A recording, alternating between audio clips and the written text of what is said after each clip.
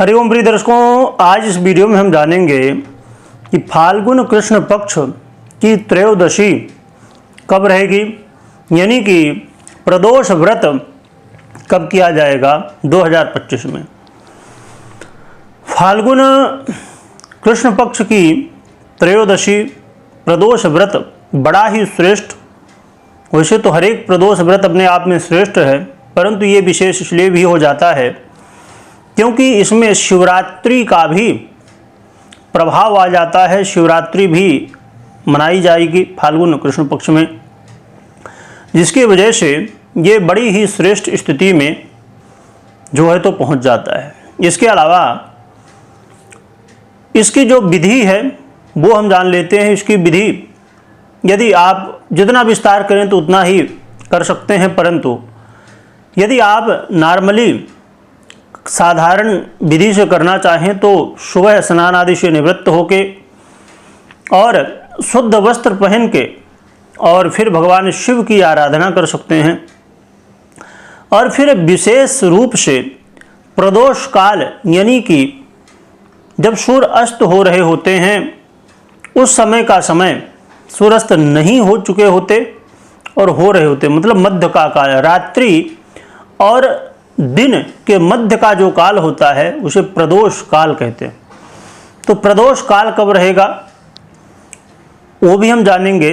तो प्रदोष काल में विशेष रूप से पूजा की जाती है भगवान भोलेनाथ की।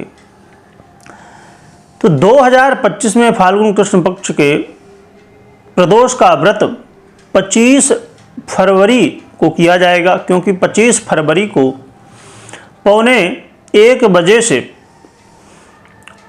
त्रयोदशी लग जाएगी और 26 तारीख को 11:07 तक रहेगी। परंतु जब प्रदोष काल में त्रयोदशी हो उस दिन मनाया जाता है, इसलिए 25 तारीख को प्रदोष काल रहेगा। प्रदोष काल में त्रयोदशी रहेगी और प्रदोष काल रहेगा 6:27 से 8:57 तक, यानी कि 6:30 बजे से लेके और 8:30 बजे 8:45 बजे तक आप आराम से पूजन आदि प्रदोष काल में कर सकते हैं।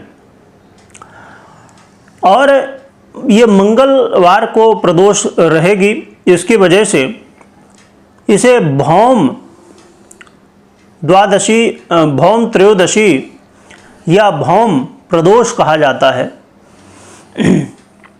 इसलिए इस प्रदोष के दिन यदि आपकी जन्म कुंडली में मंगल ग्रह से संबंधित समस्या हो या आपको क्रोध बहुत ज़्यादा आता हो या आपको अपने जीवन में, क्योंकि देखिए हर एक व्यक्ति के अपने ड्रीम होते हैं, अपने सपने होते हैं, यदि आप भूमि भवन से संबंधित काम करते हैं या आप, क्योंकि देखिए हर एक व्यक्ति चाहता है कि हमारा खुद का घर हो, एक घर हो, फिर दूसरा हो, फिर तीसरा हो।